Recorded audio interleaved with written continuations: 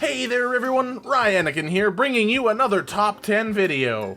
Today you're gonna find out what my personal choices for the top 10 best Slayer creatures to put into your personal dungeon might be. Before we get to my choices though, I just want to let you guys know my reasoning behind why I chose these creatures. Most of my reasoning has to do with either XP rates or drop rates, but may or may not also include disabling very specific, very difficult mechanics of particular creatures. So without further ado, let's talk about 3 different honorable mentions that just were so close but didn't make this list. We've got Black Dragons, Rune Dragons, and Calgarian Demons. Both Black and Rune Dragons are the Eldermen of the leather and metal dragon kind. They would technically make good additions to the Slayer dungeons. Unfortunately, their natural locations are pretty good themselves. Both areas are very accessible, and there are enough of them to go around that you don't really have problems with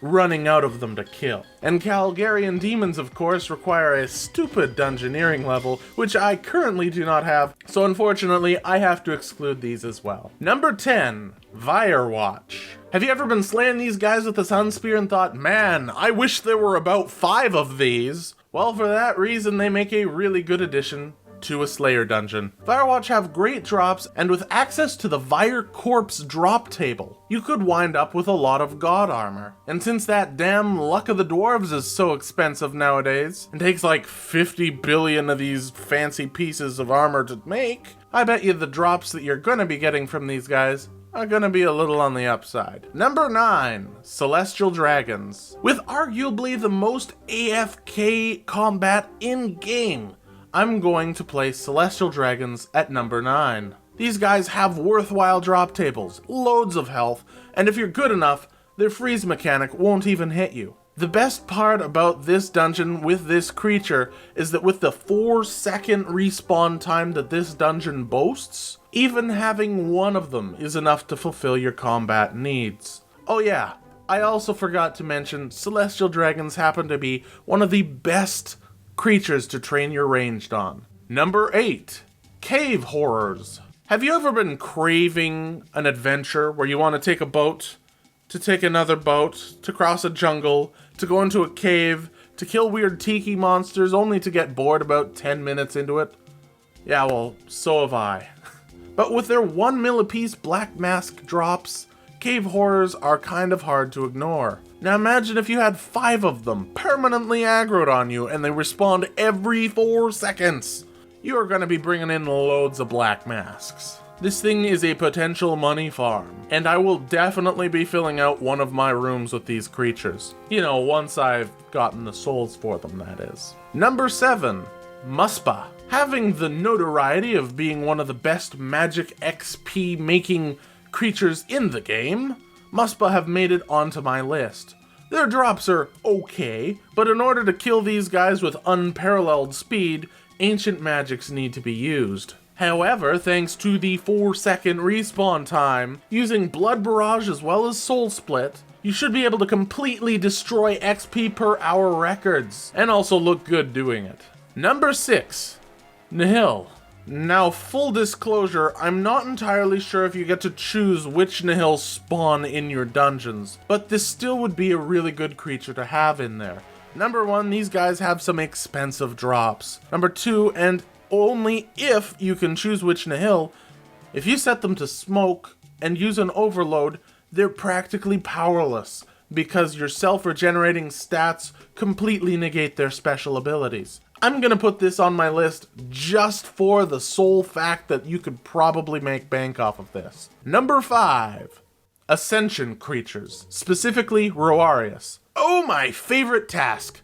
Killing these guys in bulk, getting key after key is one of my favorite things to do. Their semi-expensive drops of about 1 to 200k each are faster than rare drop intervals because there's like 6 of them. It makes you feel really good, and you can end up making quite a bit of money per run. Now imagine 5 of them respawning every 4 seconds. This is pretty cool, and I can't stress this enough. Every 4 seconds. That is so much better than the Ascension dungeon. Number 4, Chaos Giants. These are my go-to creature for Invention XP.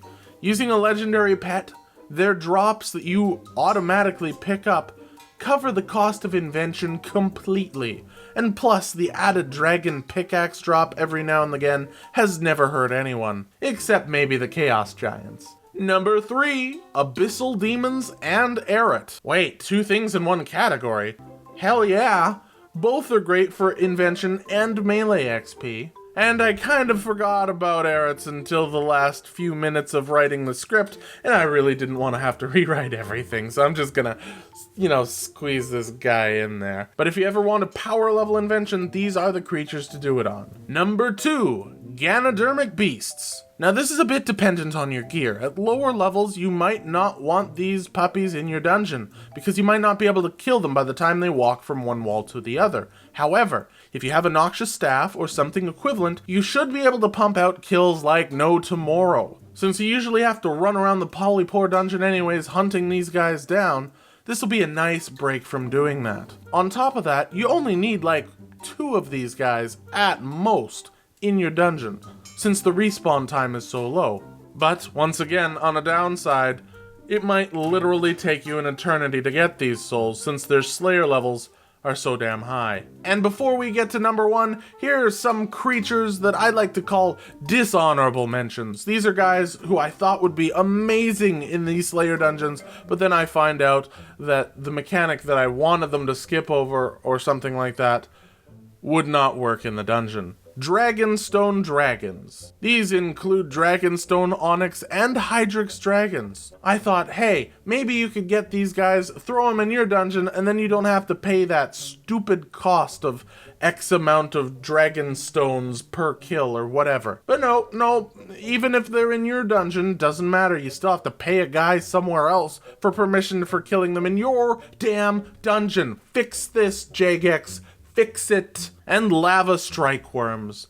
Now, most of my money has come from lava strike worm drops, and I absolutely love these tasks. However, you cannot place them in your dungeon. I guess they just didn't want you farming out in the wilderness for a long period of time to be able to get a creature that then you don't have to go into the wilderness to farm for a long period of time. Come on. Please? Now, what could possibly be the best creature to put into a Slayer dungeon? Well, it actually happens to be one of my least favorite creatures of all time. Remember how I said at the beginning of the video that these were based off of personal opinion, XP rates, money making, and what was the last part? Disabling difficult mechanics. Well, none of the other 9 I've talked about have had those disabled mechanics, so yeah. Number 1 is the Ripper Demon.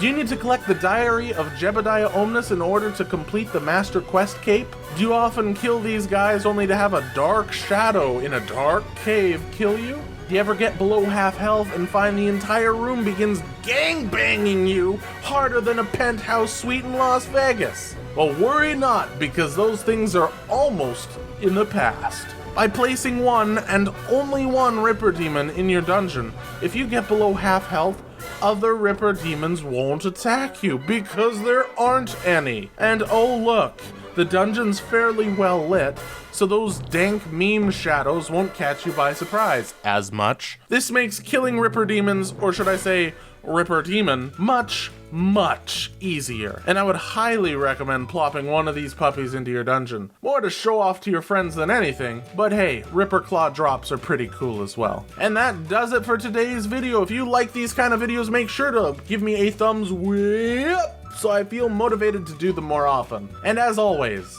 I'll see you in the next video. Bye-bye!